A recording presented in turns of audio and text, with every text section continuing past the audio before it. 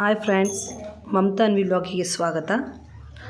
ಇವತ್ತು ಮಂಗಳವಾರ ಆಗಿರೋದ್ರಿಂದ ಬೆಳಗ್ಗೆ ಬೇಗ ಎದ್ದು ಮನೇಲಿ ಪೂಜೆ ಎಲ್ಲ ಇರುತ್ತಲ್ವ, ಸೊ ಅದಕ್ಕೋಸ್ಕರ ಅಮ್ಮ ಅಂಗಡಿಗೋಸ್ಕರ ಹಾಲು ತರಕ್ಕೆ ಹೋಗಿದ್ರು. ಹಾಗಾಗಿ ಪ್ರತಿದಿನ ಅಮ್ಮನೇ ಮಾಡೋದು ಈ ಕೆಲಸ ಎಲ್ಲ. ಬಟ್ ಆದರೆ ಅವತ್ತು ಅಮ್ಮ ಹಾಲು ತರಕ್ಕೆ ಹೋಗಿದ್ರಿಂದ ನಾನು ಬೇಗ ಎದ್ದಿದ್ದೆ.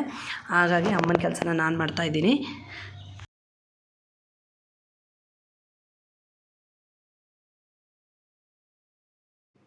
ಹಾಗೆ ಬೆಳಗ್ಗೆನೇ ಅಂಗಡಿಗೆ ತುಂಬ ಜನ ಬರ್ತಾಯಿರ್ತಾರೆ, ಯಾಕಂದರೆ ಹಾಲು ಬಿಸ್ಕೆಟ್ ಎಲ್ಲ ಬೇಕಾಗಿರುತ್ತಲ್ವ. ಸೊ ಅದಕ್ಕೆ ಅದನ್ನೆಲ್ಲ ಕುಟ್ಕೊಂಡು ಹಾಗೆ ಎಲ್ಲ ಕ್ಲೀನ್ ಮಾಡಿಕೊಂಡೆ. ಮುಂದೆ ಹೊಸ್ತಿಗೆಲ್ಲ ಕುಂಕುಮ ಹಚ್ಕೊಂಡು ರಂಗೋಲಿ ಹಾಕಿ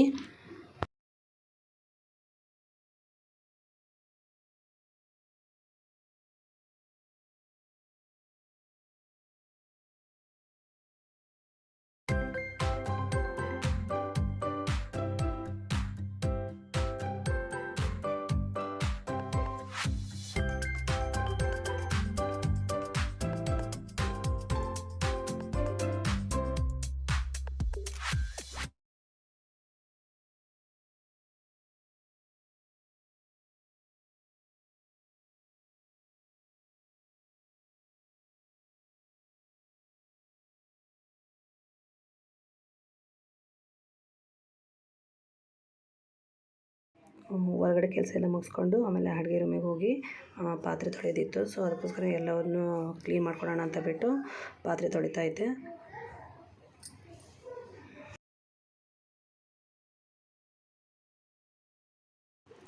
ಅಡುಗೆ ರೂಮಲ್ಲಿ ಏನಪ್ಪ ಇದು ಚಿಕ್ಕದಾದ ಬಕೆಟ್ ಇಟ್ಕೊಂಡಿದ್ದಾರೆ ಅಂತ ಅಂದ್ಕೋಬೋದು.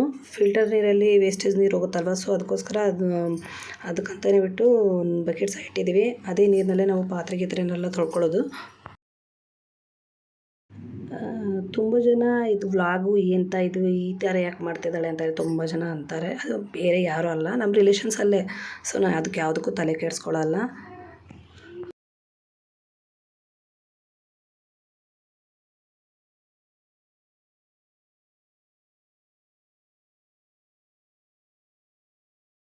ನಾನು ಮೊದಲಿಗೆ ಎದ್ದ ತಕ್ಷಣ ಫಸ್ಟ್ ನೀರು ಕುಡಿಯೋದು. ಸೊ ಅದಕ್ಕಿಂತ ಮುಂಚೆ ಸ್ವಲ್ಪ ಪಾತ್ರೆ ಎಲ್ಲ ಗಲೀಜಾಗಿ ಕಾಣ್ತಿತ್ತಲ್ವ, ಸೊ ಅದಕ್ಕೋಸ್ಕರನೇ ಫಸ್ಟ್ ಅವನ್ನೆಲ್ಲ ಕ್ಲೀನ್ ಮಾಡ್ಕೊಳ್ಳೋಣ ಅಂತ ಬಿಟ್ಟು ಮಾಡಿಕೊಂಡು ಆಮೇಲೆ ನೀರು ಕುಡಿದೆ. ಇತ್ಲಗಡೆ ಸ್ವಲ್ಪ ಮುಸ್ರೆಗಳಂದರೆ ಸಾಮಾನುಗಳಿದ್ವು. ಸೊ ಅದನ್ನೆಲ್ಲ ತೊಗೊಂಡು ಬರೋಣ ಅಂತ ಹೋದೆ. ಅಲ್ಲಿ ತುಂಬಾ ಕೆಂಪಿರ್ವೆ ಅಂತಾರಲ್ವ, ಅದು ತುಂಬಾ ಇತ್ತು. ಅದೆಲ್ಲ ಕಾಲಿಗೆಲ್ಲ ಮೆತ್ಕೊಬಿಟ್ಟಿತ್ತು.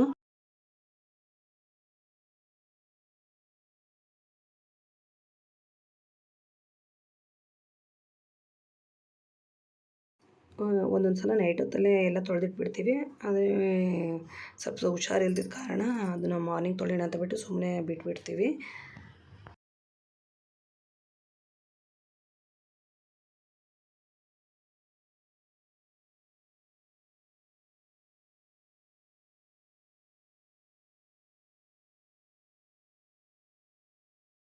ಫಸ್ಟ್ ಟೈಮ್ ಅಲ್ವಾ, ಅದಕ್ಕೆ ಯಾವ ರೀತಿ ಮಾತಾಡಬೇಕು ಏನನ್ನೋದು ಗೊತ್ತಾಗ್ತಾ ಇಲ್ಲ ನನಗೆ. ನನ್ನ ಕೈಯಲ್ಲಿ ಎಷ್ಟಾಗುತ್ತೋ ಅಷ್ಟು ನಾನು ನಿಮಗೆ ನನ್ನ ಡೈಲಿ ವ್ಲಾಗ್ನ ನಿಮ್ಮ ಜೊತೆ ಶೇರ್ ಮಾಡಬೇಕಂತ ಬಿಟ್ಟು ನಾನು ಈ ವ್ಲಾಗ್ ಮಾಡಬೇಕಂತ ಅಂದ್ಕೊಂಡೆ.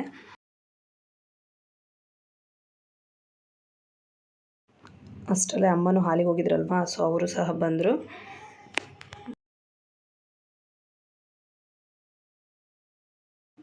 ತೊಳೆದಿಟ್ಟಿರೋ ಪಾತ್ರೆನೆಲ್ಲ ಎಲ್ಲ ಸರಿಯಾಗಿ ಎತ್ತಿಟ್ಟು ನೆಕ್ಸ್ಟು ಆಮೇಲೆ ಅಮ್ಮ ಅಷ್ಟೊತ್ತಿಗೆ ಬಂದ್ರಲ್ವ, ಸೊ ಅದಕ್ಕೋಸ್ಕರ ಹಾಲು ಕಾಸೋಣ ಅಂತ ಹೇಳ್ಬಿಟ್ಟು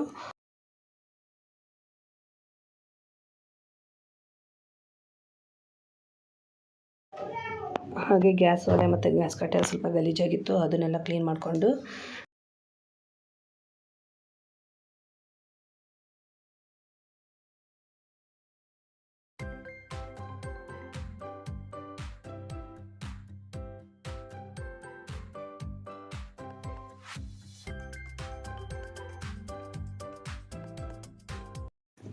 ನಾನು ಈ ವಿಡಿಯೋಗಳನ್ನ ವಾಯ್ಸ್ ಕೊಟ್ಕೊಂಡೇ ಮಾತಾಡಬೇಕಂತ ತುಂಬ ಸಲ ಅಂದ್ಕೊತೀನಿ. ಆದರೆ ಯಾರು ಮಧ್ಯೆ ಮಧ್ಯೆ ಬಂದು ಡಿಸ್ಟರ್ಬೆನ್ಸ್ ಮಾಡ್ತಾನೆ ಇರ್ತಾರೆ. ಹಾಗಾಗಿ ನಾನು ವಿಡಿಯೋಕ್ಕೆ ಲಿಪ್ಸಿಂಗ್ ಕೊಡ್ತಾಯಿದ್ದೀನಿ.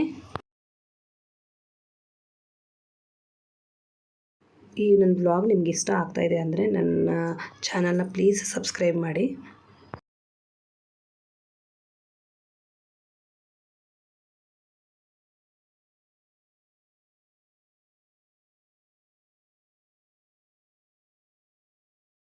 ಪಾತ್ರೆ ಎಲ್ಲ ತೊಳೆದಾಯ್ತು, ಒಲೆ ಕಟ್ಟೆ ಎಲ್ಲ ಕ್ಲೀನ್ ಆಯ್ತಲ್ವ. ಸೊ ಲಾಸ್ಟಲ್ಲಿ ಸಿಂಕೆಲ್ಲ ಕ್ಲೀನ್ ಮಾಡಿಕೊಂಡು ಅಷ್ಟರಲ್ಲೇ ಅಮ್ಮ ಸಹ ಬಂದಿದ್ರಲ್ವಾ.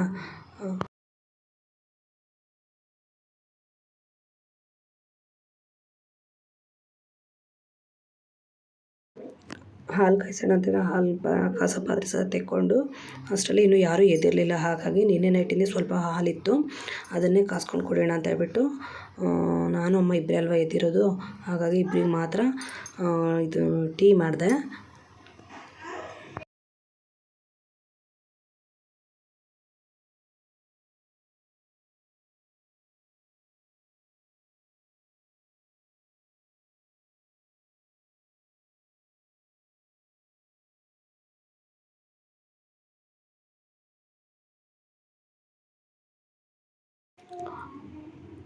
ಇದನ್ನು ಮಾರ್ನಿಂಗ್ ವ್ಲಾಗ್ ಆಗಿರೋದ್ರಿಂದ ನಿಮಗೆ ಬೆಳಗ್ಗೆಯಿಂದನೇ ನನ್ನ ಫುಲ್ ಅಪ್ಡೇಟ್ನ ನಿಮ್ಮ ಜೊತೆ ಶೇರ್ ಮಾಡಬೇಕಂತಲೇ ಈ ವಿಡಿಯೋನ ಮಾಡ್ತಾ ಇರೋದು.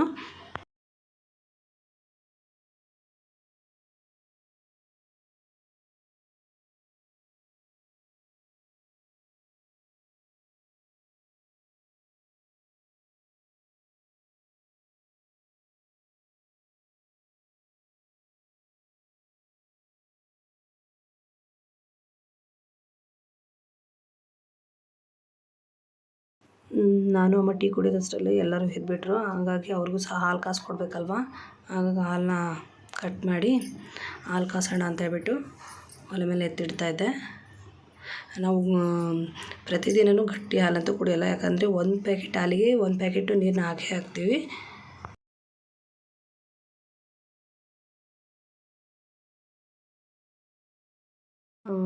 ಅಡುಗೆ ರೂಮಲ್ಲಿನ ವೇಸ್ಟೇಜ್ನ ಹಾಕೋಕ್ಕೋಸ್ಕರನೇ ಒಂದು ಚಿಕ್ಕದಾದಂಥ ಬಾಟ್ಲಿ ಸೈಜಲ್ಲಿರೋ ಒಂದು ಚಿಕ್ಕದಾದಂಥ ಡಸ್ಟ್ಬಿನ್ನ ಇಟ್ಕೊಂಡಿದ್ದೀವಿ.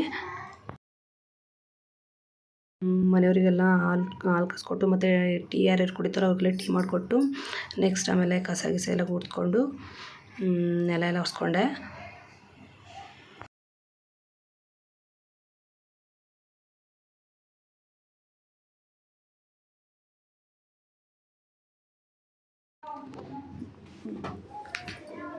ಅಷ್ಟರಲ್ಲೇ ಅಮ್ಮ ಸ್ನಾನ ಮುಗಿಸಿ ದೇವ್ರ ಪೂಜೆಗೆಲ್ಲ ರೆಡಿ ಮಾಡ್ಕೊಳ್ತಾಯಿದ್ರು.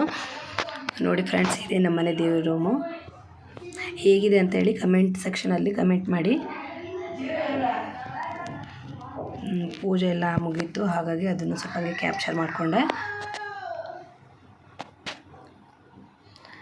ಅದಾದಮೇಲೆ ತಿಂಡಿನ ದೋಸೆ ಮತ್ತು ಹೆಸ್ರುಕಾಳು ಪಲ್ಯ ಮಾಡಿದರು.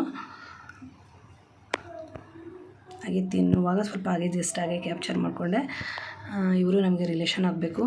ಅದಾದಮೇಲೆ ಎಲ್ಲ ಕೆಲಸ ಮುಗ್ಸ್ಕೊಂಡಾದಮೇಲೆ ಲಾಸ್ಟ್ ಊರಿಂದ ಬಂದಿದ್ವಲ್ಲ, ಆವಾಗ ಬೇಡದೇ ಇರೋ ಬಟ್ಟೆಗಳನ್ನೆಲ್ಲ ಯಾರಿಗಾದ್ರೂ ಕೊಡೋಣ ಅಂತ ಹೇಳ್ಬಿಟ್ಟು ಎಲ್ಲ ವಾರ್ಡ್ರೋಬ್ನೆಲ್ಲ ಕ್ಲೀನ್ ಮಾಡ್ತಾಯಿದ್ದೆ.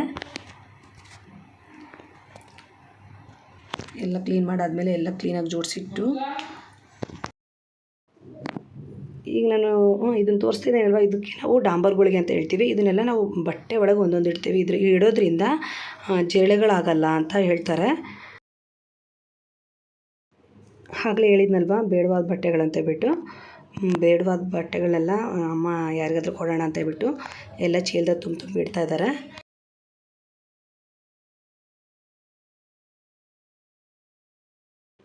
ಕೊನೆಯಲ್ಲಿ ಎಲ್ಲ ಕೆಲಸ ಎಲ್ಲ ಮುಗಿಸ್ಕೊಂಡು ಆಮೇಲೆ ಸ್ನಾನ ಎಲ್ಲ ಮಾಡಿಕೊಂಡು ಆಮೇಲೆ ದೇವ್ರ ಪೂಜೆ ಮಾಡೋಣ ಅಂತ ಹೇಳ್ಬಿಟ್ಟು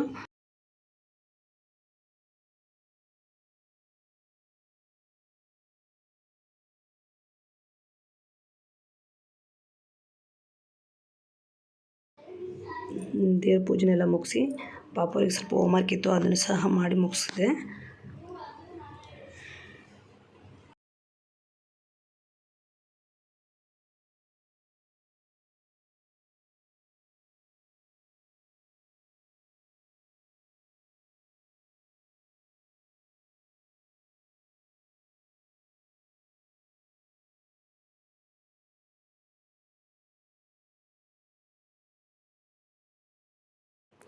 ರಾತ್ರಿ ಊಟಕ್ಕಂತ ಜೋಳದ ಮುದ್ದೆ, ಮೂಲಂಗಿ ಸಾಂಬಾರು ಮತ್ತು ರೈಸ್ ಮಾಡಿದರು. ನನ್ನ ವ್ಲಾಗ್ ನಿಮಗೆ ಇಷ್ಟ ಆಗಿದ್ದರೆ ಲೈಕ್ ಮಾಡಿ, ಶೇರ್ ಮಾಡಿ ಮತ್ತು ಕಮೆಂಟ್ ಮಾಡಿ. ಹಾಗೆ ಪ್ಲೀಸ್ ನನ್ನ ಚಾನಲ್ನ ಸಬ್ಸ್ಕ್ರೈಬ್ ಮಾಡಿ.